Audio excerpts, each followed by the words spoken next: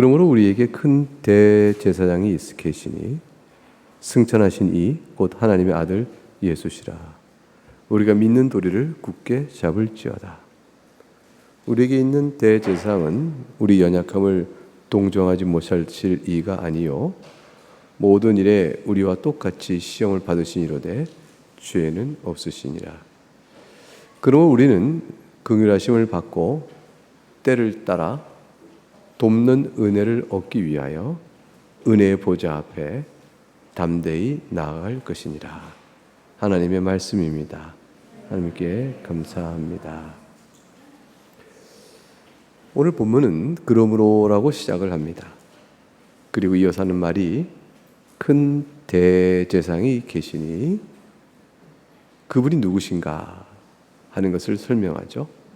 그리고 믿는 도를 굳게 잡으라. 이 권면, 이 짧은 한 절 속에 어마어마한 신학적 진리가 담겨 있습니다. 먼저 그러므로라는 것은 앞에 말을 이어받는 11절과 13절의 말씀입니다. 11절과 13절 말씀 같이 읽어보겠습니다. 시작. 그러므로 우리가 저 안식에 들어가기를 힘쓸지니 이는 누구든지 더 순종하지 않은 본에 빠지지 않게 하려 함이라.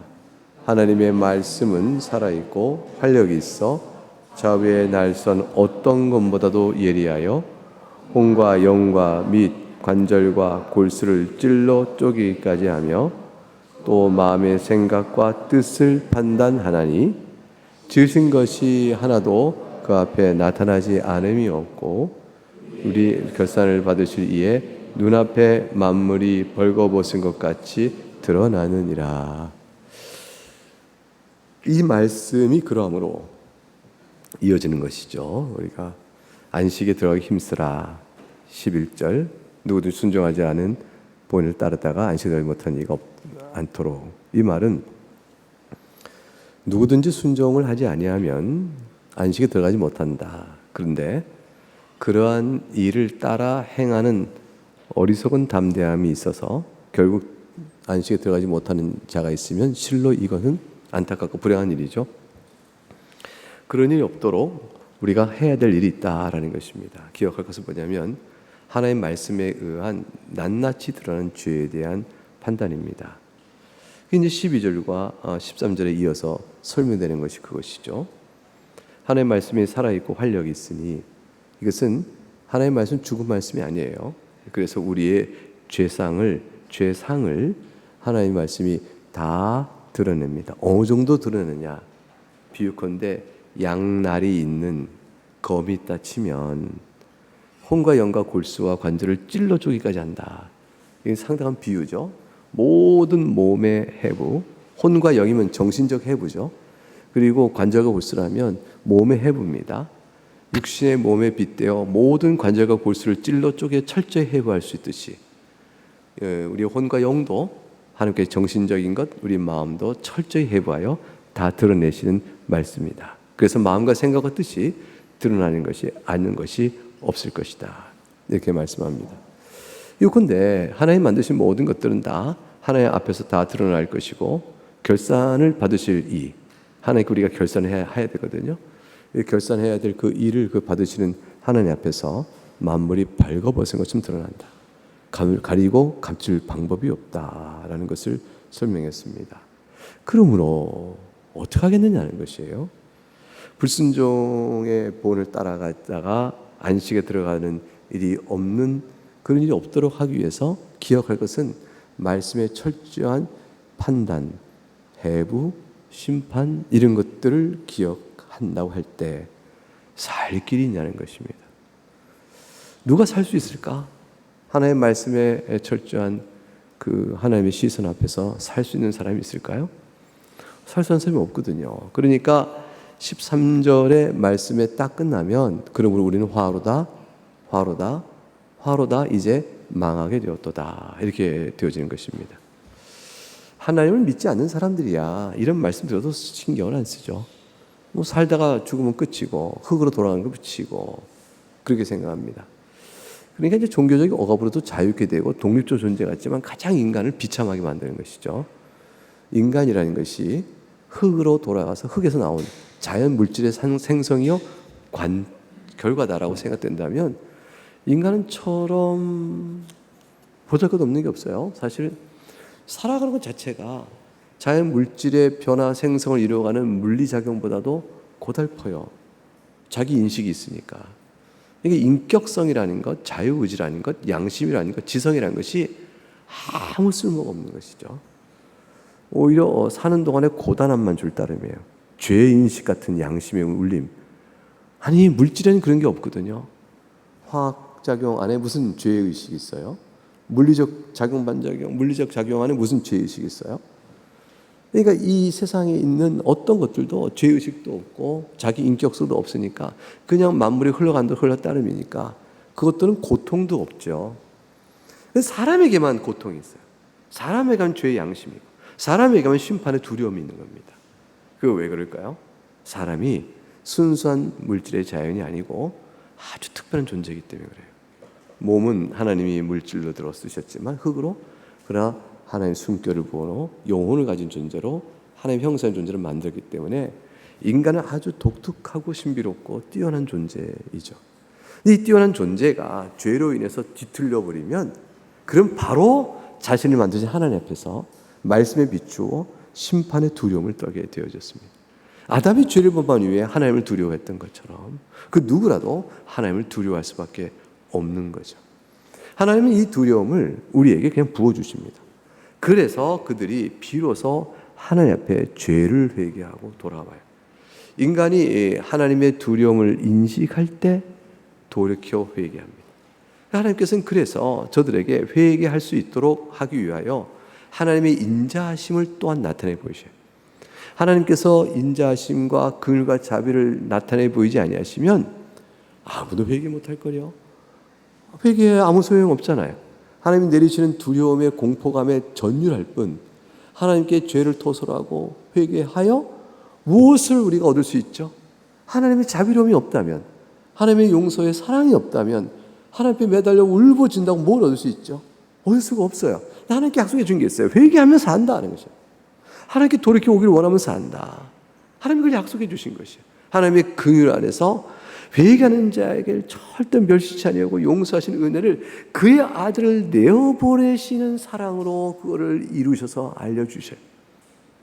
마귀가 마귀인 까닭은 이 하나님의 자비로움에 따른 용서를 버리는, 거부하는 거죠. 이게 마귀예요. 의인의 의인됨은 이 용서의 약속을 믿고 엎드리는 거죠. 그러니까 오늘 14절 본문에 그러므로 우리에게 살 길이 있는가? 살 길이 있다. 살 길은 바로 우리에게 대제사장 중에 큰 대제사장이었어요. 이때 크다는 것은 비교 우위가 아니고요, 절대치예요. 그러니까 대제사장이라는 게 뭐예요? 우리가 지금 아론의 반차를 따라 구약에서 제사장들이 있잖아요. 그 중에 대제사장이 있죠. 그 제사장들은 어떤 일을 해요? 하나님의 성전에 들어갈 수 있는 직무를 맡고 있는 특별한 부름을 받은 사람이죠. 아론의 후손들만 그것을 받아요. 레위지파라고 다 제사장이 아니에요. 제사장은 오직 아론의 반열에 있어야 돼요. 근데 아론의 반열에 있는 제사장들 가운데서도 지성소는요, 대제사장만 들어가요. 그것도 아무 때나 들어간 게 아니라 대속죄일에만 들어가요. 그러니까 하나님의 지성소에 들어가 하나님을 대면하여 그분을 예배하는 일에 대한 이 영광스러움은 오직 아주 특별한 일들이 필요했어요. 구약의 의식 속에서도 아주 특별했어요. 그러니 이 일들을 이룬 일의 대상조차도 특별한 은혜와 주어진 규례에 따라 겨우 누리는 하나님 앞에 나가 이스라엘 전체 속죄를 회개하는 그런 일들이 그보다 큰 대상, 그것과는 비교할 수 없는 질적 격차가 있는 전혀 다른 존재, 그분이 계시다. 큰 대상이 계시다. 이걸 설명합니다. 그런데 그분이 누구시냐? 승천하신 분이라고 되어 있어요. 승천하신 분. 아니, 승천하셨단 말은 예선한 말이 아니죠. 승천은 성전, 하나님이 계신 영광스러운 보좌 앞에 올라가는 걸 뜻하거든요. 그러니까 하늘에 하나님이 계신 보좌 앞에 쑥 들어가셔요. 한 땅에 만든 성전에도 들어가는 일에 있어서 구약 규례적 절차가 필요했고 특별하게 들어갔는데 아무나 아무 때 들어가면 바로 화를 당하고 죽음을 당하죠. 그게 대상이 살았나 죽었나 하기 위해서 다리에 방울을 달고 움직일 때 소리 나면 살아있구나. 그런 것이었는데, 근데 이 큰 대상은 하늘에 쭉 하나님 보좌 앞에 그냥 쭉 올라가십니다. 그러한 우리의 큰 대제사장이 있다면 그분만이 우리의 참된 중보자가 되실 수 있다라는 소망을 딱 붙들게 되죠. 어떻게 그분이 그러실 수 있을까요? 하늘에 쳐서 하나님 아버지가 계신 그 하늘에 들어갈 수가 있을까요? 어떻게 그게 가능할까요? 그분이 바로 우리와 같은 사람이 아니고 하나님의 아들이시기 때문에 그래요. 그러니까 우리와 같은 사람이기만 했다면 불가능한 일이죠. 근데 바로 우리가 알고 있는 예수 그리스도. 그래서 유대인들에게 지금 말하고 있는 거죠. 다시 유대기로 돌아가려는 유대 그리스도인들. 이보시오. 우리가 믿는 예수가 단순한 사람이 아니에요. 그분이 단지 사람만이었다면 대지상, 구약의 대상에 그 뒤를 따라가는 존재가 되겠죠. 근데 그것이 아니에요. 그분은 큰 대제사장이에요. 무슨 말인지 아셔요? 그분은 승천하셨어요. 승천 여러분들 알지 않습니까? 사도들이 전한 바가 아닙니까? 사도들이 다 제자들이 보는 가운데 하늘에 오르시사 오르신 대로 다시 오실 것이라 천사들의 증언을 들었던 바로 그분이신데, 여러분 승천의 의미가 뭡니까? 바로 땅에 있는 성전이 아니라 하늘에 있는 하나님이신 그 보좌 위로 들어가셨다는 것입니다. 누가 하늘에 쳐서 하늘의 아버지 계신 보좌에 들어갈 수 있을까요? 누가 들어갈 수 있을까요? 하나님이시면 가능하죠. 예, 그분은 바로 하나님의 아들이시니 여러분 우리가 믿는 예수 그리스도는 하나님이셔요. 그걸 알리는 거예요. 그러니 그분을 떠나가시겠는가? 안 해요. 그러니 하늘에 하나님이신 그분께서 사람으로 오셔서 우리와 동등됨을 취하시고 우리의 모든 연약함을 아시는 분으로 계시는 그분이 그저 사람인 줄 알고 이분 말고 저분, 모세와 비교해서 이분 말고 모세, 역사 전통을 따라서 우리 초대 교회는 그게 아니고 유대 전통이 더 견고해, 그렇게 들어간다고요? 아니라 이 말을 해주고 있는 거죠. 큰 대장이신 하나님의 아들인 예수 그리스도를 여러분이 바로 안다면 여러분에게는 이제 한 가지 일만 있는 겁니다. 그분만을 꼭 붙들어 하는 거예요. 믿는 도리를 굳게 잡는 거예요. 어떤 의심이 들고 어떤 시련이 오고 어떤 혼란이 오더라도 예수 꼭 붙으세요라는 거예요. 여러분, 예수님이 하나님이신 것을 뭘로 증명할까요? 증명해봐, 나 그럼 믿을게, 이렇게 얘기한다고 쳐봐요. 여러분, 증명을 하면, 증명이라는 것은 이 땅에 있는 이성적 이치에 따라서 맞으면 돼요. 그러니까 삼각형은 세 변의 합이다. 이건 증명을 하죠. 삼각형은 세 변으로 되어지고 내각의 합이 180도다. 이거 다 우리가 기하학적 증명도 되고 다 증명이 될 거예요. 이거 설명하면 되는 거니까. 이게 설명할 수 있다는 것은 다 뭐냐면 이성과 자연 이치 안에서 발견되는 원리를 따라서 맞춰보니까 맞다라는 거예요. 그런데 이해하지 못하는 게 있어요. 왜 너는 이성이 있고 나도 이성이 있지? 너하고 나하고 왜 말이 통하지? 너는 왜 논리 법칙을 말하면 너도 논리 법칙을 알아듣네? 그거 어떻게 된 거야? 그리고 약속해서 이건 맞다고 한 건가? 아니잖아. 이거 뭐냐면 자명한 거예요. 자명하다는 사실이 왜 우리에게 있을까? 인식의 바탕에 우리가 자명성이라는 게 왜 있지? 이게 왜 있지? 이 자명은 이치에 맞으니까 자명하다를 넘어서서 근본적 명제가 있는 거죠. 이게 공리적인 게 있어요. 이것들은 설명이 안 되는 거예요. 사람이 다른 일을 해치고 살인을 하면 죄야, 그 나쁜 일이야 하는 것을 누가 설명해서 이치를 따져서 이것 봐, 이러니까 사람 해치고 나쁜 거라고 막 설명해서 이제 알아듣겠어 이렇게 얘기할까요? 죄의 인식은 그냥 주어져요. 윤리식도 그냥 이거죠. 양심도 그냥 울려요. 이거 설명이 안 되니까 근본적으로 사람의 인식 체계 안에서 하늘에 하나님이 계셔 우리에게 주지 않았다면 설명 안 되는 근본적인 공리 같은 게 작용되는 게 있다. 양심의 소리다. 이거는 철학 안의 결론이거든요. 어디서부터 왔을까? 그러니까 예수 그리스도께서 승천하셔서 하나님의 아들이심을 믿으세요. 이렇게 말할 때 그 말은 증명해 보세요란 말이 아니에요. 이거는 신앙의 요구예요. 이 신앙의 요구 앞에서 성경을 통해 보니까 과연 예수님은 하나님이심을 예수님 스스로 말씀하시고 행하신 바로 반응을 들어 증거를 받으시고 그리고 주를 따랐던 모든 교회가 그걸 믿음으로 생명 얻는 놀라운 역사를 통해서 증명이 돼요. 요한복음에는 참 재미있죠. 예수님께서 스스로 자신이 하나님이심을 얼마나 많이 말씀하시는지 몰라요. 그리고 그분이 행하신 모든 일이 예수님의 하나님이심을 설명하는 길로 넘어가요. 요한복음 전체는 예수님은 애초에 1절부터 첫째 말씀이 계시니라, 그 말씀이 하나님이시니라는 그 천명으로부터 해서 마지막 요한복음 전체가 과연 그분은 하나님이시다를 설명해 나가요. 여러분, 우리 요한복음 설교는 우리 홈페이지에 다 이미 있어요. 그걸 쭉 살펴보면 계속 요한복음은 예수님은 하나님이시다, 그거를 설명하는 거예요. 그러면서 복음을 드러내주고 있습니다. 오늘 본문의 그거죠. 우리의 큰 대상은 하늘에 오르셨어요. 그분은 하나님의 아들이셔요. 그러니까 예수를 떠나면 생명 없습니다. 하나님의 말씀 앞에서, 살아있고 운동되는 하나님의 말씀 앞에서 다 죄가 드러날 때 이 죄를 어찌할까 할 때 하나님만이 용서하실 수 있죠.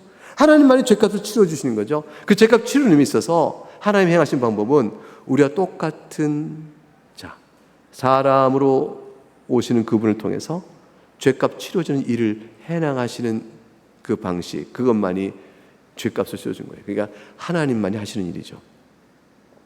이것이 신자가 안식에 들어가는 유일한 길입니다. 죄로 인해서 혼란과 더러움과 연약함과 죄 가운데 있는 우리들에게 있어서 하나님 밝고 거룩한 안식에 들어가는 유일한 길이에요. 예수 그리스도를 구원의 주로 고백하고 믿음을 인내로 붙들고 나가는 길, 그것입니다. 예수님이 하나님이심을 믿으셔야 돼요. 하나님께 사람이 되어 이 땅에 오신 분임을 믿어야 합니다. 그거를 믿지 아니하면 죄 사함의 은혜는 결코 주어질 수가 없어요. 그러니까 이것은 꼭 뭐냐면 죄 사함의 은혜를 사람 써서 할 수 있다고 생각한다면 예수님이 하나님이실 필요 없어요. 우리 저 가운데 가장 훌륭한 분이면 돼요. 근데 죄 사함의 은혜가 우리의 죄를 대속하실 그분이셔야 안 된다. 그러면 하나님께 사람 되신 일 외에는 없다는 사실에 앞에서 예수 그리스도의 하나님 되심을 고백해야 됩니다. 예수를 믿으면 어떤 일이 벌어지냐? 15절에 설명하는 거죠. 우리에게 있는 이 대제상, 가장 큰 대제상은 아주 특별해요. 우리 연약함을 동정하지 못하실 리가 아니요 그랬어요. 이 연약함이라는 것은 인성 안에 갇혀진 인간의 한계예요. 우리의 한계죠. 우리가 춥고 배고프고 두려워 떨고 아프고 자기 문제 해결 못해 전전긍긍하고 결심하으나 인내 있고 쉽게 변하고 하나님을 사랑한다 하나 사랑하지 않는 그 변절과 흔들림 속에서 시달리고 시험이 다가오면 막 이렇게 넘어지기 십상이요. 이러한 모든 연약성이 다 있어요. 이 연약성이 죄로 넘어가는 기초가 됩니다. 우리에게 연약성이 없다면 죄로 안 넘어가요. 이 연약성은 죄로 넘어가는 모든 자질과 특징들이 연약성이에요. 죄로 넘어갈 수 있는 특징과 자질. 죄는 아니에요. 배고파서 이렇게 굶주려서 얻는 고통, 연약성, 육체의 연약성 가운데 있죠. 이런 것들은 그 자체가 죄가 아니에요. 근데 시험이 들어 그 배고픔의 만족을 위하여 하나님의 교훈에 벗어난 일을 해야겠다고 넘어가는 연약성 자체의 발동이 글로 넘어가면 죄가 돼요. 예수님께서는 우리의 연약성이 뭔지 아셔요. 인생한테 오셔서 굶주림이 뭔지 아시고 위협이란 게 뭔지 아시고 시험이란 게 뭔지 아셔요. 근데 시험을 넘어가지 않으셔요. 예수님은 왜냐하면 뭐가 없으냐면 죄가 없으시니까요. 이 죄가 없다는 말은 우리 마음 바탕에 움직이고 있는 죄의 성질이 없다는 거예요. 우리 마음에 죄의 성질이 있기 때문에 배고프면 상대방이 갖고 있는 빵을 뺏어 먹을까?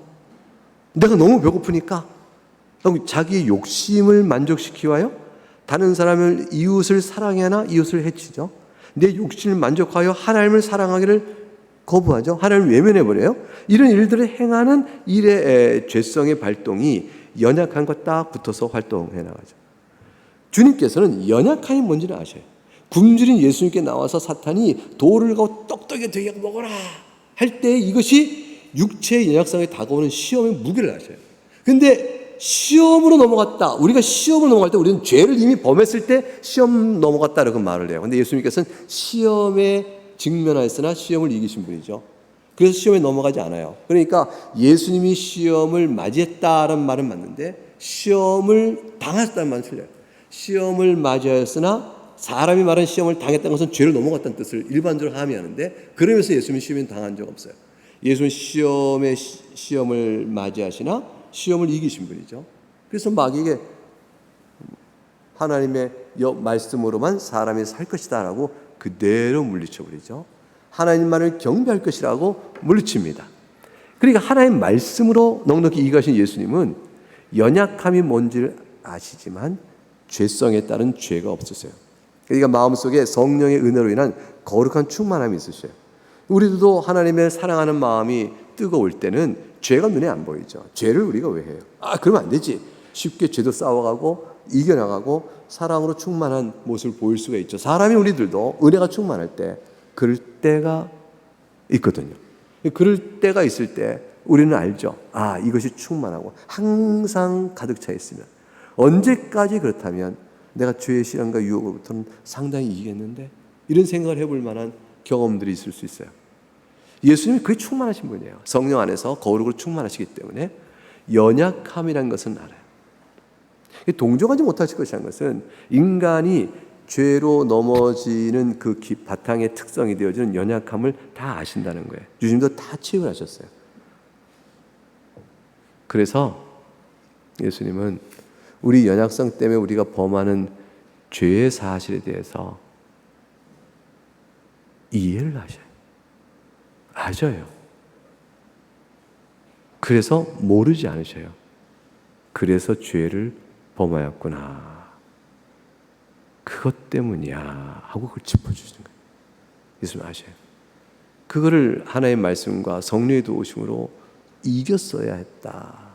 이길 수가 있도록 내가 너를 만들어준다. 그러니까 그게 그리스도를 닮아가는 은혜인 거죠. 성화의 길인 거죠. 그래서 우리는 오직 이런 은혜가 없으면 살 길이 없어요. 그래서 16절에는 우리는 긍휼하심을 받고, 긍휼, 때를 따라 돕는 은혜, 긍휼과 은혜를 생각해보세요. 은혜는 우리를 향하여 값없이 베풀어지는 긍휼의 손길을 설명하는 것이고, 그 은혜를 베풀어진 동기는 긍휼이에요. 하나님께서 긍휼의 마음으로 그의 아들을 보내시고 그리스도께서 긍휼의 심정으로 우리에게 은혜를 베풀어 줍니다. 그 은혜의 손길이 우리로 하여금 구원에 이르도록 값없이 불러주신 거죠. 때를 따라 돕는다라는 말은 우리에게 가장 필요한 때에 하나님께서 반드시 은혜 주신다는 거죠. 그래서 때를 따라 돕는 은혜, 그러니까 돕는 말 속에는 우리가 주 앞에 나와야 될 부름도 있는 거예요. 그러니까 우리가 하나님의 은혜를 받고자 원하면 구하여야 됩니다. 하나님 도와주세요라고 말을 해야 돼요. 하나님 도와주세요. 하나님, 제가 연약하온데 연약하여, 주께서는 우리의 연약함을 다 아시는 분이요, 단순히 관념으로 아시는 게 아니라 인성을 갖고 계시기 때문에 체험적으로 아셔요. 그렇기 때문에 우리의 연약함을 아시는 주께서 내가 이 가운데 죄와 싸워 이길 수 있도록 하나님 나를 도와주세요라고 구하는 것, 그것이 우리에게 요구하시는 교훈들이에요. 그래서 구하라는 거죠. 그 주님께서 좋은 거 주신다고 하셨어요. 두들겨라 하셨어요. 열린다고 하셨어요. 이게 다 뭐냐면 성령의 선한 것을 구하라는 것이죠. 이게 성도는요, 스스로는 완전하지 못하고 스스로 서지 못해요. 우리가 성화를 스스로 못 이겨갑니다. 그런데 소원을 따라 구하는 능력을 입어서 우리가 이루어갈 수 있어요. 이게 성도의 거룩한 삶은 구하지 않는 데 있죠. 그걸 이제 사람이 지각이 없고 또는 경계심을 풀고 사람이 방자히 살아갈 때 구하지 않죠. 전혀 선한 걸 구하지 않잖아요. 그러니까 그 자연의 모습처럼 드러나는 거죠. 그러니까 성도의 삶은 돕는 은혜를 구하는 겁니다. 돕는 은혜를. 때를 따라 돕는 말은 하나님 필요한 때 은혜 주신다는 말과 동시에 계속해서 주신다는 거예요. 때를 따라 과실을 맺는다는 것은 과실이 맺지 않고 지나가는 때가 없다는 거죠. 그 때를 따라 과실을 맺듯이 나무가 열매를 맺듯이 이런 것은 항상 때가 되어지면 열매를 맺게 되니 끊임없이 열매가 맺어진다는 암시가 있는 거죠. 주님께서는 구하는 선한 것을 거절하지 않으십니다. 그래서 그거를 도와준 은혜를 베풀어요. 그러면 은혜의 보좌 앞에 나가서 그걸 구해보는 거죠. 우리가 은혜의 보좌 앞에 담대히 나갈 수 있는 이유가 있잖아요. 예수 그리스도 큰 대상 때문이죠. 큰 대상이 우리와 하나님 보좌 앞에 중보하시니 그분을 힘입어 하나님신 그분을 힘입어. 근데 그분이 사람이셔요. 여러분 오전에 아침에 10시에 칼빈의 기독교 양을 읽으면서 우리가 봤죠. 왜 하나님과 우리 사이에 중보자는 한 분이시니 그분은 곧 사람이신 예수 그리스도사라고 말하므로 예수 그리스도가 우리의 연약함을 다 하신다라는 그 친밀감과 그 신뢰와 그 의지를 하면서 그러나 그 그리스도께서 또한 하나님으로서 하나님 보좌 앞에 문을 열어주신다는 사실을 믿기에 우리가 담대히 나갈 수가 있는 거죠. 예수 그리스도 그분은 하나님이십니다. 그러니 히브리 교회, 히브리서는 유대인이요. 여러분들이 어디로 가려 합니까? 예수 그리스도 그분만을 믿고 바라봐야 합니다. 그러면 하나님의 말씀이 낱낱이 우리의 죄의 실상을 드러나는 그때에 뜻밖의 죄로 인한 두려움, 형벌에 대한 두려움이 아니라 용서받은 자로 하나님의 긍휼 앞에 축 젖은 자로 은혜 보좌 앞에 담대히 나가는 거예요. 그러니까 다른 사람이 보면 저는 뻔뻔한 말도 안 되는 할 텐데 그리스도가 계시니까 하나님 앞에 나갈 수가 있는 거예요. 그럴 때 우리에게 죄사함과 우리를 새롭게 만드시는 성령의 능력이 우리 주어지면서 우리 안에 그 싸움이 있으면서 연약한 자로 주 앞에 나가는 거죠. 우리 가운데 이 일에 완전한 자가 없으나 그리스도 안에서 우리 모두는 의인이요 완전한 자로 받아들임을 받고 있는 겁니다. 이 성도의 말할 수 없는 자랑이요 기쁨이라 할 것입니다. 이것이 여러분과 제가 예수 믿고 주 앞에 살아가는 사실 우리 자신을 돌아보셔요. 여러분은 참 훌륭하신 신앙인이지만 그러나 자신을 돌아보면서 참 훌륭한 신앙이다라고 가슴을 쫙 치고 그렇게 우리 참 그러지 못하잖아요. 그러나 우리가 여전히 신앙인 이유, 여전히 우리가 믿음 안에 있게 되고 주 앞에 나오는 이유는 바로 이 사랑 때문입니다. 그리스도의 은혜 때문인 거죠. 더 깊이 감사하고 그리스도를 영화롭게 하는 우리가 될 수 있기를 바라겠습니다.